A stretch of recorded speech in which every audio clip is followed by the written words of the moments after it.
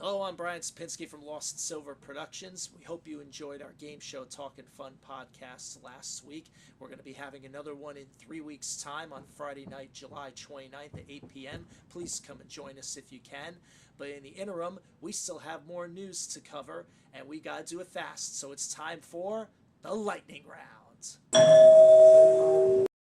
We're 2 weeks now into ABC's Summer of Fun and Games, and if you didn't hear our take on it during last week's podcast, go watch it after this video is over. It's just the right thing to do.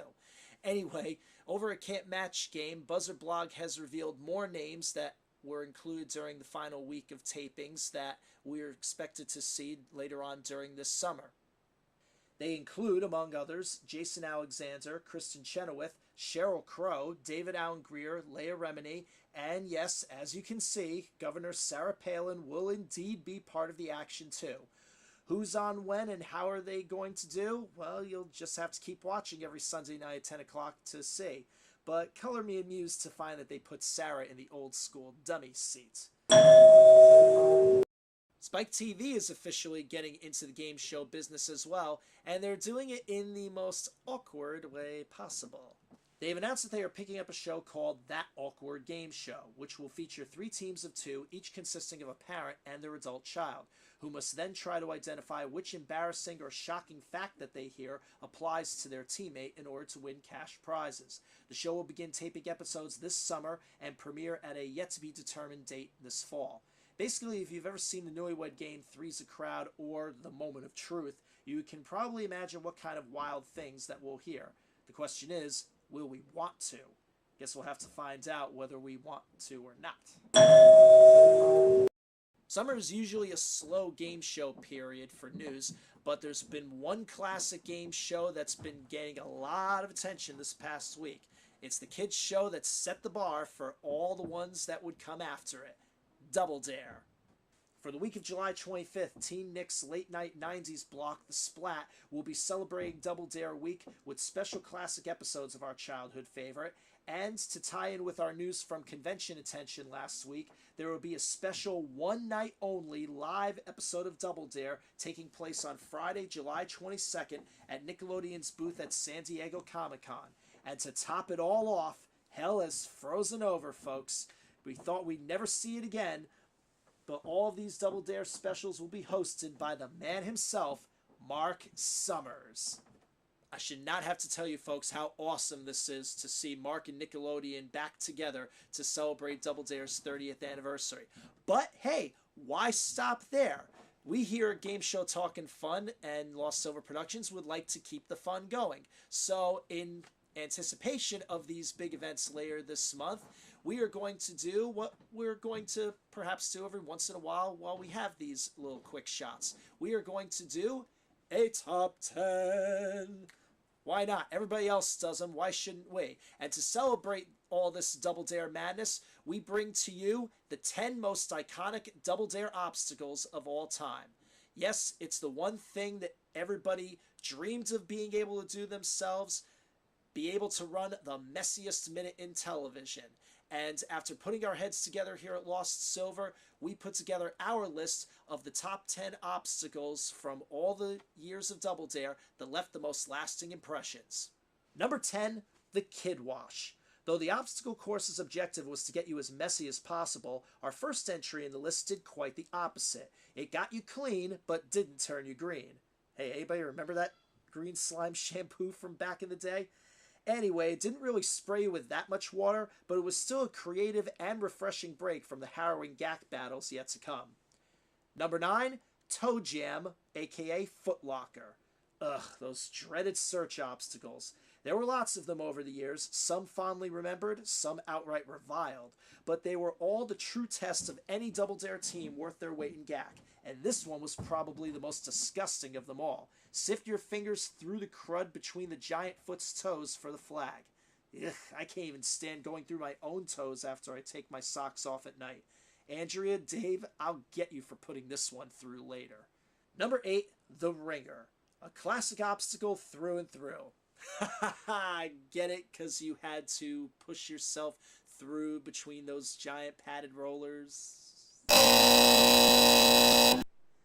Anyway, Pun aside, it was all worth it for the face-first slide through the schmutz. But good grief, there were a lot of kids in the early days that screwed this obstacle up for their partners by turning the crank on the side the wrong way, making the ringer spit them out instead of chewing them up.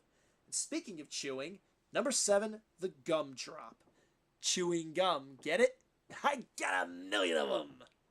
I thought I was actually going to be alone in ranking this one, but most of us agreed on this obstacle's grand stature. And grand it was. I mean, look at it. Starting nearly every course it appeared in, the idea of dropping straight down into a ball pit and popping out the gumball machine dispenser at the bottom looked like such a rush on TV. I'd love to see this in amusement parks as an actual ride. Sure, it would only last 10 seconds, but that was infinitely more thrills than everybody had in DashCon's ball pit last year. Ha! Number 6, Down the Hatch, aka Mushmouth.